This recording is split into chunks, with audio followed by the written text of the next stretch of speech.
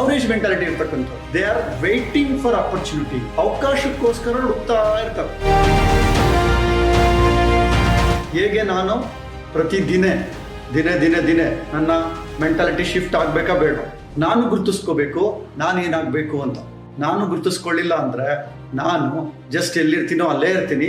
ನನ್ನಲ್ಲಿ ಪರಿವರ್ತನೆ ಆಗಲಿಲ್ಲ ಅಂದ್ರೆ ನಾನು ಅವರೇಜ್ ಆಗೇ ಬದುಕ್ತಾ ಇರ್ತೀನಿ. ಅವರೇಜ್ ಆಗೇ ಇರಬೇಕಾ, ನನ್ನಲ್ಲಿ ಒಂದು ಎಕ್ಸ್ಟ್ರಾರ್ಡಿನರಿ ಮೆಂಟಾಲಿಟಿ ಬರಬೇಕಾ? ಅವರೇಜ್ ಮೆಂಟಾಲಿಟಿ ಇರ್ತಕ್ಕಂಥವ್ರು they are waiting for opportunity, ಅವಕಾಶಕ್ಕೋಸ್ಕರ ಹುಡುಕ್ತಾ ಇರ್ತಾರೆ. ಯಾರೋ ಬಂದ್ಬಿಟ್ಟು ನನಗೇನೋ ಎಲ್ಪ್ ಮಾಡಬಹುದೇನೋ, ಎಲ್ಲೋ ನನಗೆ ಲಕ್ ಬರ್ಬಹುದೇನೋ, ಯಾರೋ ನನ್ನನ್ನು ಮೇಲೆತ್ತಿ ಬಿಡ್ತಾರೇನೋ, ಈ ತರ ಒಂದು ಸಣ್ಣ ಒಂದು ವೆಯ್ಟಿಂಗ್ ಮಾಡ್ತಾ ಇರ್ತೀನಿ. ನಾನು ಒಂದು ಅನ್ಕೊಳ್ತಿರ್ತೀನಿ, ದಾರಿಲಿ ಹೋಗ್ತಾ ಇರ್ತೀನಿ, ಏನೋ ಒಂದು ನೋಟಿನ ಕಂತೆ ಬಿದ್ದುಬಿಟ್ರೆ, ಒಂದು ಮೂಟೆ ಬಿದ್ದುಬಿಟ್ರೆ ಅಂತ, ಅಥವಾ ಯಾರೋ ಬಂದು ನನಗೆ ಟರ್ನಿಂಗ್ ಪಾಯಿಂಟ್ ಕೊಟ್ಬಿಡ್ತಾರೇನೋ, ಯಾವಾಗ ಬರುತ್ತೋ ನನ್ನ ಟೈಮ್ ನೋಡ್ತಾ ಕೂತ್ಕೊಳ್ಳೋಣ. ಈ ತರ ಅವರೇಜ್ ಮೆಂಟಾಲಿಟಿನ ಜಸ್ಟ್ ವೆಯ್ಟ್ ಮಾಡ್ತಾ ಇರ್ತಾರೆ. ವೆಯ್ಟ್ ಮಾಡೋದ್ರಿಂದ ಲೈಫಲ್ಲಿ ಶಿಫ್ಟ್ ಆಗೋದಿಲ್ಲ.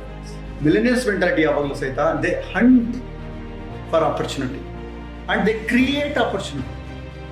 ಅವಕಾಶಗಳನ್ನ ಸೃಷ್ಟಿ ಮಾಡ್ತಾರೆ. ಇವತ್ತು ಯಾರೆಲ್ಲ ಸಕ್ಸಸ್ ಆಗಿದ್ದಾರೆ ನೀವು ಅಬ್ಸರ್ವ್ ಮಾಡಿದ್ದೀರಾ? ಎಕ್ಸ್ಟ್ರಾರ್ಡಿನರಿ ಸಕ್ಸಸ್ ಆಗಿರೋ ಎಲ್ಲರೂ ಸಹಿತ ಮನುಕುಲಕ್ಕೆ ಏನು ಅವಶ್ಯಕತೆ ಇದೆ ಅದನ್ನ ಸೃಷ್ಟಿ ಮಾಡ್ತಾ ಹೋಗ್ತಾರೆ. ಆ ಅವಕಾಶನ ನಾನು ಸೃಷ್ಟಿ ಮಾಡ್ತಾ ಹೋಗಿ ಅವ್ರಿಗೆ ಬೇಕಾಗಿರೋದು ಕೊಡ್ತಾ ಹೋಗ್ತೀನಿ ಅಂತ. ನಾರಾಯಣ ಮೂರ್ತಿ ಅವ್ರ ಎಕ್ಸಾಂಪಲ್ ಕೇಳಿದ್ದೀರಾ ನೀವು? ಅವರಿಗೆ ಫೆಡಪ್ ಆದಾಗ IIT ಸ್ಟೂಡೆಂಟ್ಸ್ಗಳಿಗೆ ನಾನು ಅವಕಾಶ ಕೊಡ್ತೀನಿ, ಅವರಿಗೆ ಕೆಲಸನ ಗಿಡಿಸ್ತಕ್ಕಂಥ ಅವಕಾಶ ಕೊಡ್ತೀನಿ ಅಂತ ಅವ್ರು ಇನ್ಫೋಸಿಸ್ನ ಹುಟ್ಟಾಕಿದ್ರು. ಇವತ್ತು ಲಕ್ಷಾಂತರ ಎಂಪ್ಲಾಯೀಸ್ಗೆ ಅವರು ಉದ್ಯೋಗನ ಕೊಟ್ಟಿದ್ದಾರೆ. ಎಲ್ಲ ಮಹಾನ್ ಬಿಸ್ನೆಸ್ ಟೈಕೂನ್ಗಳು ಎಲ್ಲರೂ ಸಹ ಅವ್ರದೇ ಆದ ಒಂದು ಅವಕಾಶನ ಸೃಷ್ಟಿ ಮಾಡಿ ಒಂದು ಸಂಸ್ಥೆನ ಹುಟ್ಟಾಕಿ, ಒಂದು ದೊಡ್ಡ ವಿಷನ್ ಹಿಡ್ಕೊಂಡು ಆ ಸಂಸ್ಥೆನ ಹುಟ್ಟಾಕ್ತಾರೆ. ಯಾರಿಗೋಸ್ಕರ ಕಾಯೋದಿಲ್ಲ, ಯಾರೋ ಬಂದು ನನಗೆ ಹೆಲ್ಪ್ ಮಾಡ್ತಾರೆ, ಯಾರೇನೋ ಸಪೋರ್ಟ್ ಮಾಡ್ತಾರೆ ಅಂತ ಕಾಯ್ಕೊಂಡು ಕೂತ್ಕೊಳ್ಳೋದಿಲ್ಲ ಫ್ರೆಂಡ್ಸ್. ಬಟ್ ಅವರೇಜ್ ವ್ಯಕ್ತಿಗಳು ಯಾವತ್ತೂ ಸಹಿತ ಕಾಯ್ದುಕೊಂತ ಕೂತು ಟೈಮ್ ಹೋಗುತ್ತೆ, ಆದರೆ ಲೈಫಲ್ಲಿ ಏನೂ ಡಿಫ್ರೆನ್ಸ್ ಆಗೋದಿಲ್ಲ. ನೀವು ಚೆಕ್ ಮಾಡ್ಕೊಳ್ಳಿ, ನೀವು ಆ ಥರ ಎಲ್ಲೆಲ್ಲಿ ನೀವು ಸೃಷ್ಟಿ ಮಾಡ್ಕೋಬಹುದು. ನನಗೂ ಯಶಸ್ವಿ ವ್ಯಕ್ತಿಗಳಿಗಿರ್ತಕ್ಕಂಥ ಮೇಜರ್ ಡಿಫ್ರೆನ್ಸ್ ಏನು?